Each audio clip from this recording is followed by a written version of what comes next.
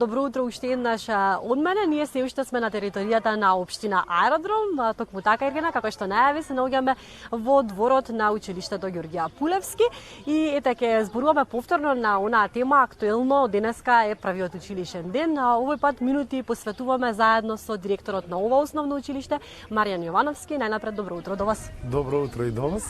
Ви посакувам убава учебна година и среќен прв училишен ден. Ви благодарам и се надевам ќе биде така. Ако викаат по утрото денот се познава, тогаш ќе имаме успешна учебна година.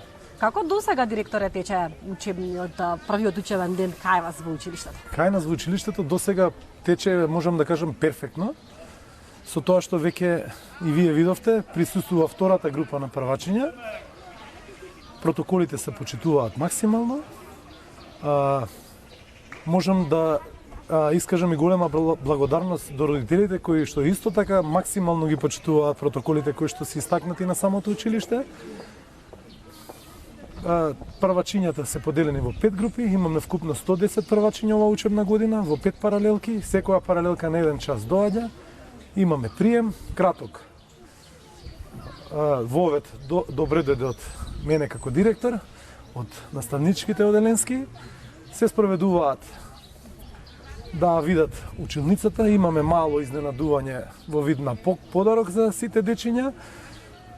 Едноставно првиот училишен ден е така организиран да биде кратко, да не биде многу нападно, за да не се створи одбивност кај дечињата. Продолжуваме утре со 2 часа пак вовет, а во наставно-образовниот процес во планот од понеделник да се уклучат редовно. Така. Ајде сега да кажеме како реагираат посебно првачињата, какви се нивните реакции? Па, можам да кажам еве измешано. Од ова што видовме во првите 2 групи, првата група беа многу порасположени, со повеќе желба за почеток, додека вторите ете така делуваа некако поуплашени, меѓутоа нормално е. Тоа се деца, нели, кај сите има различна реакција, така да се надевам дека се ќе биде како што треба, со едно топло добре дојде, ќе видат дека се дел од училиштето, дека едноставно ќе се чувствуваат удобно и со желба за понатака за нели да присуство на настава. Што се вели да не им се враќаат нозете назад кога ќе доаѓаат, туку да доаѓаат со насмевка во училиште. Бидејќи сме во пандемија, ете, оваа нова учебна година е навистина тешка за сите. Ќе ве прашам дали стравувате од тоа дека ќе се реализира онака како што треба? Јас по природа сум оптимист и верувам дека се ќе биде како што треба. Меѓутоа, нели, не зависи се од тоа што како планираме, не излегува секогаш. Генерално, ние како училиште еве одма ќе изразам голема благодарност до Министерството за образование и наука, до Министерството за информатичко општество, до општината, бидејќи се на располагање, ќе кажам, 24 часа за секој проблем кој што се јавува. Можам да кажам за нашево училиште и за училиштата на нашата општина се на располагање за било што да помогнат од техничка помош, од физичка, како лица кои што доаѓаат, го проверуваат мрежниот систем, интернетот, компјутерите. Така генерално не гледам причина да стравувам дека не би било секако што треба. Сега нели оние други работи од здравствен аспект, таму се непредвидливи, таму има пак ќе кажам, Комисија за заразни болести, Министерство за здравство, кои што си даваат насоки и треба да им веруваме, да ги почитуваме сите работи што ги праќаат.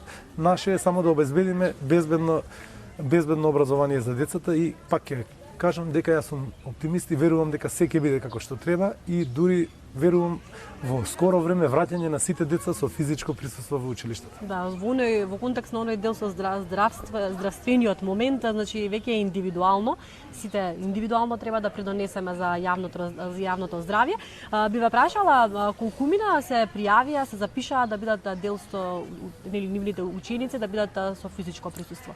Во нашето училиште со физичко присуство, како и во останатите на општина Аеродром, од прво до трето оделение.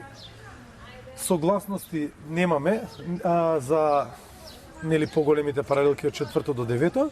Да. Бројката точно не можам да ви ја кажам, бидејќи од ден на ден се менува во насока од ако биле пола-пола на првите податоци за физичко присуство онлайн, сега дури се 80% од децата и родителите изјаснати за физичко присуство, така да ние како училиште имаме просторни услови.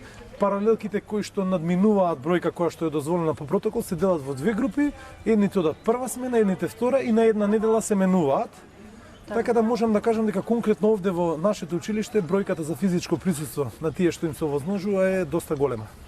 Овде ми се наметнува и una прашање за шестоделенците. Како првачињата, шестоделенците, да не ги заборавиме оние што се од прва година, имаат ново поглавје во животот и за нив е многу тешко, дали сега соочување со нови предмети, повеќе наставници.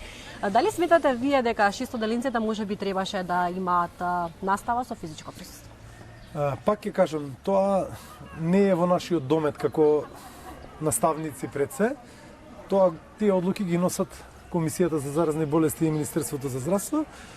Сепак не само за тие деца, него јас сум сигурен дека и во по-високите паралелки до 9-то одделение сите деца со нетрпение чекаат да се вратат на училиште.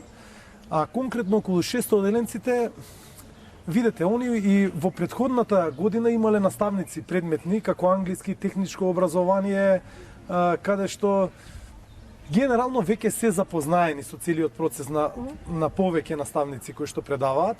Така да ние имавме отворени средби со наставниците кои предаваат, кога ги земаа свидетелствата од претходната година, се запознаа децата. Се надевам дека нема да има никаков проблем според мене и според структурата на деца овде во нашето училиште. Така, и уште за крај, накусо на вашиот личен став околу онлайн платформата, сметате ли дека ќе донесе квалитетен кадар, квалитетни генерации? Верувате ли во онлайн платформа и у такво учење? Прво, мора да пак ќе кажам пофалба за се она што го прават надлежните институции, општината, Министерството за образование, Министерството за информатичко општество. Ние како држава прв пат, не ние, верувам и пошироко во светски рамки, сме соочени со еден ваков предизвик и не гледам дека нешто би било лошо. Може само да добиеме како држава за понатамошен развој на децата и цела оваа ситуација може само да го подобри образованието. Иначе дефинитивно како традиционално образование со физичко присуство ништо не може да замени, тоа е факт. Меѓутоа пак јас во целава лоша работа гледам и нешто добро што ќе се користи за понатака во нормални услови. Да се надеваме дека ќе биде така. Ви благодарам за одвоеното време и уште еднаш честитки за учебната. Ви благодарам и на вас и поздрав до сите гледачи на телевизија Алфа.